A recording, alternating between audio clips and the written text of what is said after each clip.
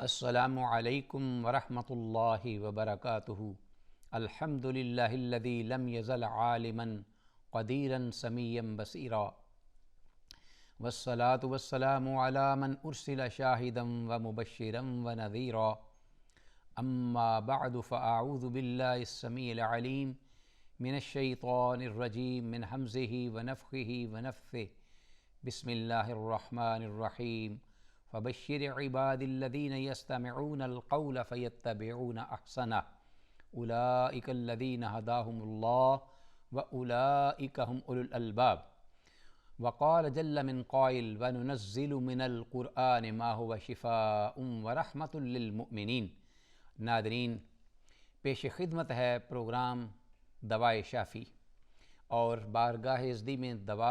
دعا ہے کہ اللہ تعالیٰ ہم سب کے لیے اس پروگرام کو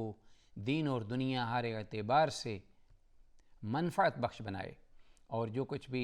کہا سنا جائے اس کو سن کر سمجھ کر اس پر عمل کرنے کی بھی اللہ توفیق ہم کو دے۔ اللہم ارنا الحق حقا وارزقنا اتباعہ وارنا الباطل باطلا وارزقنا اجتنابہ، آمین یا الہ العالمین۔ ناظرین، آج کی اس ہماری گفتگو میں جو زیر بحث واقعہ تھا، جس کا تذکرہ ہم نے اس سے پہلے پروگرام میں کیا، ابو عبداللہ شمس الدین علامہ ابن القیم رحمہ اللہ نے اپنی کتاب الجواب الکافی لمن سأل عن الدواء الشافی میں مسنون دعاؤں کے ضمن میں ذکر کیا ہے کہ اللہ ہر اپنے بندے کی دعا کو قبول فرماتا ہے جب وہ صدق دل سے اور خالصۃ لوجہ اللہ کو پکارتا ہے، التجا کرتا ہے، اور ان آداب کو ملحوظ خاطر رکھتے ہوئے جو کہ دعا کی قبولیت میں ایک بہت بڑے اسباب یا ممد و معاون ہوتے ہیں آداب، ان کو سامنے رکھتے ہوئے اس ضمن میں وہ ایک واقعہ جس کا اہل سیر نے، علماء نے بھی کتابوں میں ذکر کیا ہے، علامہ ابن القیم نے ذکر کیا، اور ہم نے وہ واقعہ انہی الفاظ کے ساتھ یہاں اپنے پروگرام میں شروع کیا تھا، جس کا قریباً زیادہ تر حصہ ہم نے بتا دیا، بیان کر دیا تھا۔ اب اس کا بقیہ حصہ میں چاہوں گا کہ تاکہ اس واقعے کی یاد دہانی کے طور پر اور آج کے اس پروگرام میں اس واقعے کے ساتھ سابقہ گفتگو کا ربط اور تعلق قائم ہو سکے، تو ابو معلق جو ہیں وہ اس صحابی رسول صلی اللہ علیہ وسلم تاجر تھے، اور انہوں نے جب دیکھا کہ میرا جو قاتل ہے اور یہ رہزن چور ہے وہ مجھے معاف نہیں کرے گا، تو انہوں نے اس سے یہ کہا کہ مجھے نماز پڑھنے کی اجازت دی جائے۔ کوئی 4 رکعت نماز انہوں نے شروع کی، اور پھر آخری رکعت کے آخری سجدے میں اللہ کی بارگاہ میں انہوں نے جو دعا کی، تو اس دعا کی تاثیر سے، اثرات سے جو قبولیت ہوئی، وہ کیفیت بیان کر رہے ہیں علامہ ابن القیم رحمہ اللہ، کہ دعا جو ہے وہ انسان جب اللہ کی بارگاہ میں کرتا ہے تو جیسا کہ میں نے کہا کہ دعا اس کی قبول ہوتی ہے، لیکن اس کی کئی ایک صورتیں ہوتی ہیں۔ ایسا بھی ممکن ہے کہ دعا کو کچھ اس کے جو نتائج ہیں یا قبولیت کے جو اثرات ہیں وہ ذرا دیر سے ظاہر ہوں، اور یہ بھی ممکن ہے کہ وہ دعا جس وقت بندہ مومن دعا کر رہا ہوتا ہے اللہ کی بارگاہ میں، اسی وقت ہی اس کا نتیجہ ظاہر ہو اور اس کو اس کا صلہ مل جائے۔ یہ بھی ممکن ہے کہ وہ اس کا صلہ اللہ اس کا محفوظ کر لیں اپنے پاس، اور اس دن جس دن کے انسان کو معمولی سے معمولی نیکی کی ضرورت بھی ہوگی، حاجت بھی ہوگی، اور اس کی قیمت بھی ہوگی، تو اللہ تعالیٰ ان دعاؤں کے ثمرات اپنے پاس محفوظ رکھے ہوئے ہوں گے جو اہل ایمان کو نوازیں گے۔ تو بہرحال یہ اس خالق حقیقی کی کرم نوازی ہے، اپنے بندے کے حق میں اس کی تقسیم ہے کہ وہ اپنے بندے کی دعا کو کس طریقے سے، کس طرح سے سن کر اس کو شرف قبولیت سے نوازتا ہے۔ اب دیکھیے، یہ جو صاحب ہیں اس کیفیت میں ہیں کہ گویا کہ معلق ہیں زندگی اور موت کے درمیان، اور تھوڑی دیر بعد وہ جو قاتل ہے وہ تیار بیٹھا ہے ان کی جان لینے کے لیے۔ تو گویا کہ ایک موت کا فرشتہ ہے جو ان کے سامنے اس حالت میں ہے، تو وہ اس کیفیت میں اپنے اللہ کو کن الفاظ کے ساتھ پکارتے ہیں۔ مقصود یہ بتانا ہے کہ پورے ہوش و آواز کے ساتھ، للہیت کے ساتھ، خشوع خضوع کے ساتھ گریہ زاری کرتے ہوئے اللہ کے سامنے اپنی عرض کو رکھنا ہے، التجا کو رکھنا ہے۔ تو انہوں نے جو الفاظ فرمائے وہ یہ دعا کے،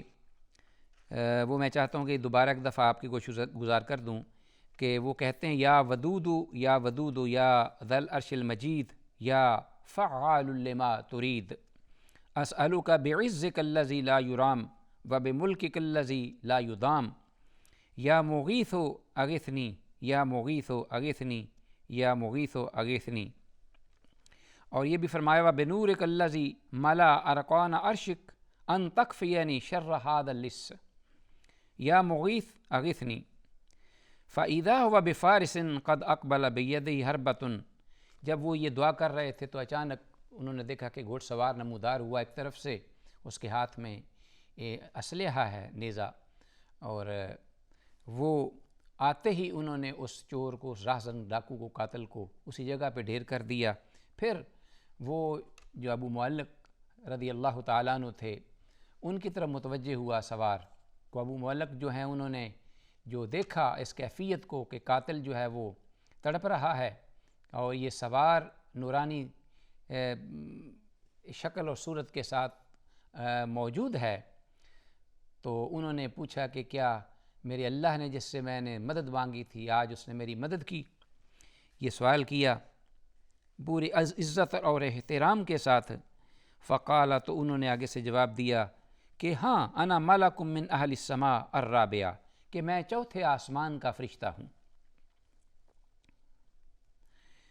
دعوت بدعائک الاول، جب تو نے اپنے دعا کے ابتدائی الفاظ کہے اپنے رب کی بارگاہ میں، ہم فرشتے بھی سن رہے تھے، تو کیا کیفیت پیدا ہوئی کہ فسمعت لابواب السماء قعقعۃ، یا فسمعت لابواب السماء قعقعۃ، تو میں نے جو آسمانوں کے دروازوں کو بجتے ہوئے اور ان کے اندر ہتھیاروں کی آواز اور کھڑاک کو سنا۔ یہ وہ صاحب جو سوار ہیں جنہوں نے کہا کہ میں چوتھے آسمان کا فرشتہ ہوں، وہ یہ بات کہہ رہے ہیں کہ آپ کی دعا کے ابتدائی الفاظ نے آسمانوں میں غلغلہ پیدا کر دیا اور لرزہ براندام ہو گئی ہر چیز، ہتھیار بجنے لگے، دروازوں کے کواڑ ان کی آوازیں آنے لگیں۔ ثم دعوت بدعائک الثانی، پھر جب تم نے دعا کا دوسرا حصہ جو ہے وہ پڑھا، اللہ کی بارگاہ میں الفاظ ادا کیے، فسمعت لأہل السماء ضجۃ، تو پھر میں نے دیکھا کہ اہل آسمان، آسمانوں میں رہنے والے، یعنی اس سے مراد دیگر جتنے بھی فرشتے تھے، اللہ کی بارگاہ میں حاضر ہو گئے اور ان میں شور و غوغا بپا ہو گیا۔ گویا کہ یہ کیفیت تھی کہ یہ الفاظ ادا کر کیے جا رہے تھے اور ان کے اثرات آسمان اور اہل آسمان براہ راست ان پر مرتب ہو رہے تھے۔ اس کے ساتھ ہی کہتے ہیں کہ ثم دعوت بدعائک الثالث، جب کہا کہ اغثنی یا مغیث اغثنی یا مغیث اغثنی، اب درخواست کے آخری الفاظ تھے، تو ان الفاظ پر فقیل علی، کہتے ہیں کہ مجھے کہا گیا، مجھے حکم ہوا بارگاہ الہی سے، کیا کہ دعا مکروب، کہ یہ دعا ایک مصیبت زدہ ایک میرے بندے کی ہے جو کہ اس وقت تکلیف میں ہے، دکھ میں ہے، کرب میں ہے، پریشانی میں ہے، کسی بھی قسم کی پریشانی۔ فسألت اللہ ان یولینی قتلہ، تو اس پر میں نے اپنے اللہ کی بارگاہ میں یہ پوچھا، سوال کیا کہ مجھے اس قاتل جو کہ تیرے اس بندے کا، محبوب پر پیارے بندے کا، صحابی رسول کا دشمن ہے، اس کا قلع کما کرنے کے لیے، اس کو کیفر کردار تک پہنچانے کے لیے مجھے اجازت دی جائے۔ قال الحسن، یہاں جو حدیث کے اس راوی ہیں حکایت کی روایت کے، حضرت حسن، وہ فرماتے ہیں کہ یہ الفاظ کہہ کر یہ بیان کر کے کہ فمن توضع، تو جس شخص نے، چونکہ وہ بھی اللہ کے رسول صلی اللہ علیہ وسلم کا ایک امتی ہے اور قیامت تک آنے والے اہل اسلام ان کا بھی تعلق رسول اللہ صلی اللہ علیہ وسلم کے ساتھ ہے، امت کا تعلق ہے اور سب اللہ کے بندے ہیں، یہ بھی اللہ کے بندے اور وہ بھی جو صحابی رسول تھے اللہ کے بندے تھے، وہ بھی رسول اللہ صلی اللہ علیہ وسلم کا امتی اور صحابی تھا، اور ہم بھی قیامت تک آنے والے وہ بھی رسول اللہ صلی اللہ علیہ وسلم کے امتی ہیں۔ اس شخص نے جو اس ناگہانی آفت پر طریقہ طرز عمل اختیار کیا تھا وہ تھا کہ اس نے رجوع کیا اپنے اللہ کی بارگاہ کی طرف اور انہیں پکارا، کس طریقے سے کہ طہارت حاصل کی، پہلے توضع کے الفاظ ہیں کہ انہوں نے وضو کیا تھا، ثم صلی 4 رکعات، تو پھر انہوں نے 4 رکعت نماز بھی ادا کی تھی۔ تو حضرت حسن فرماتے ہیں کہ فمن توضع، تو جس شخص نے بھی وضو کیا، وصلی 4 رکعات، اور اس نے 4 رکعت نماز ادا کی، ودعا بہذا الدعاء، اور انہی الفاظ کے ساتھ اسی کیفیت سے اس نے اپنی رب کی بارگاہ میں التجا بھی کی، دعا بھی کی، استجیب لہ مقروبا کان او غیر مقروب، اس کی کوئی بھی دعا ہوگی، خواہ تکلیف دہ صورتحال میں ہو، اس قسم کی ناگہانی آفات کی شکل میں، صورت میں یا کیفیات میں، یا کہ اس کے علاوہ نارمل حالات میں کوئی بندہ مومن جو ہے وہ اپنے دکھ تکلیف اور اندرونی پریشانیوں، بیماریوں، امراض، آفات، دکھ، مصائب، ان کے مداوع اور ازالہ کے لیے اللہ کی بارگاہ میں اگر وہ دعا کرتا ہے، دعا گو ہے، تو اللہ تعالیٰ اس کی دعا کو قبول فرمائیں گے، رد نہیں کریں گے، جس طرح کہ اللہ نے اپنے اس بندے کی دعا کو قبول کیا ہے۔ ناظرین، یہ واقعہ جو ہے جیسا کہ حافظ ابن حجر رحمہ اللہ نے اصابہ میں بھی اس کو ذکر کیا ہے اور دیگر بھی علماء نے، تو بہت ساری گراں قدر بصیرتیں ہیں اس واقعے کے اندر، ہمارے لیے عبرتیں ہیں، نصیحتیں ہیں۔ تو اس میں دعا کے آداب کی طرف بھی اشارہ کیا گیا ہے، اللہ پر یقین کامل اور اللہ پر جو اعتماد ہے بندے کا، اس کا بڑا عمل دخل ہے دعا کی قبولیت میں۔ دیکھو نا، اللہ کے نبی سب سے زیادہ ایمان اور یقین، اس کے ساتھ توکل اہل ایمان میں سے ایک پیغمبر کا ہوتا ہے اپنے اللہ پر۔ تو انبیاء علیہ السلام جب اپنے اللہ کو پکارتے ہیں تو ایسی کیفیت میں پکارتے ہیں کہ بسا اوقات وہ کام ناممکن ہوتا ہے کہ وہ واقع ہو، لیکن اس دعا کے نتیجے میں وہ ممکن ہو جاتا ہے اور وہ واقع ہوتا ہے۔ باقاعدہ قرآن حکیم میں اس کی جا بجا مثالیں بھی موجود ہیں، جیسے کہ ذکر رحمت ربک عبدہ زکریا، حضرت زکریا علیہ السلام کی دعا کو آپ دیکھ لیجئے، اور ان کا جو طریقہ اور طرز عمل تھا وہ کیا تھا۔ اللہ تعالیٰ خاص طور پر ذکر کر رہے ہیں، ذکر رحمت ربک عبدہ زکریا، بندہ جو ہے اس کا، اللہ کا، پروردگار کا، اذ ناداہ ربہ نداء خفیہ، چھپ کے اور آہستگی سے، ادب اور احترام سے، سکون سے، اطمینان سے، خشوع و خضوع سے اللہ کو پکارا، اور ساتھ یہ فرمایا کہ رب انی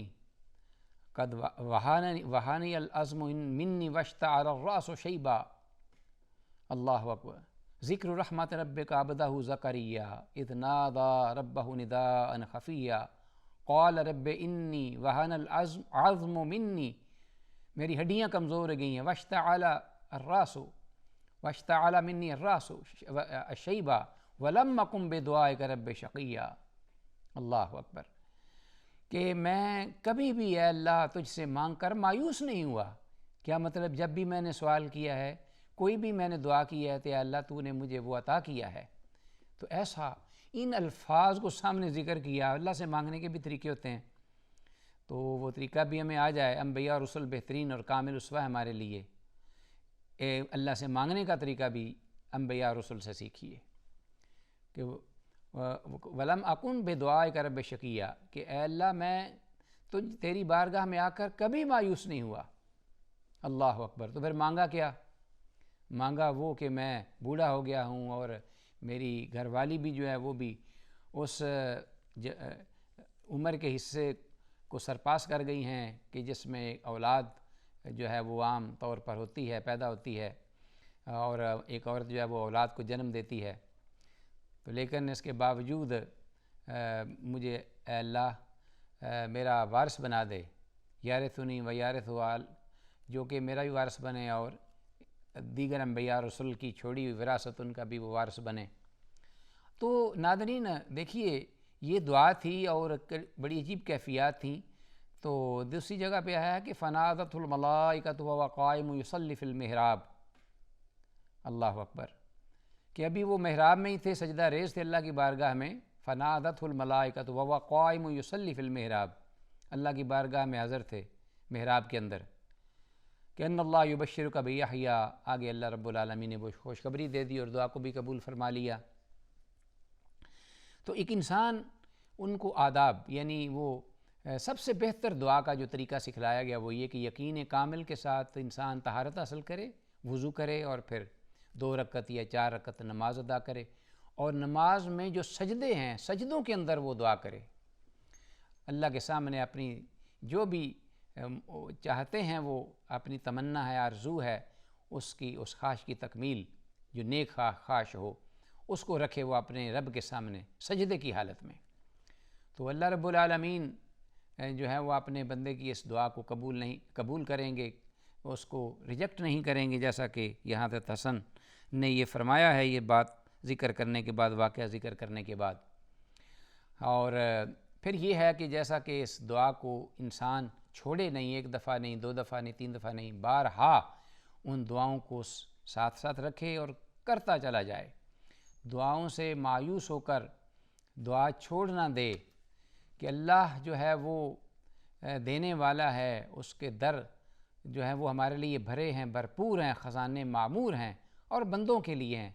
وہ اللہ اس کو کسی چیز کی ضرورت نہیں ہے، حاجت نہیں ہے، وہ ہر ایک چیز سے منزہ، مبرہ اور پاک ذات ہے، جبکہ ہم مخلوق ہر وقت ہر چیز کے محتاج ہیں۔ اس لیے ان دعاؤں کو ساتھ رکھنا ایک بطور غذا کے انسان کو جاری و ساری رکھنی چاہیے، اور اللہ تعالیٰ ساتھ ساتھ نوازتے چلے جائیں۔ تو ناظرین، جو کچھ بھی اس پروگرام کے ضمن میں ہم نے یہ روایت ذکر کی اور پھر اس سے جو ہم نے نتائج اخذ کیے، جو اس کے ثمرات ہیں، اس کے برکات ہیں، دعا کے اللہ تعالیٰ ہمیں اس سے مستفید ہونے کی توفیق دے۔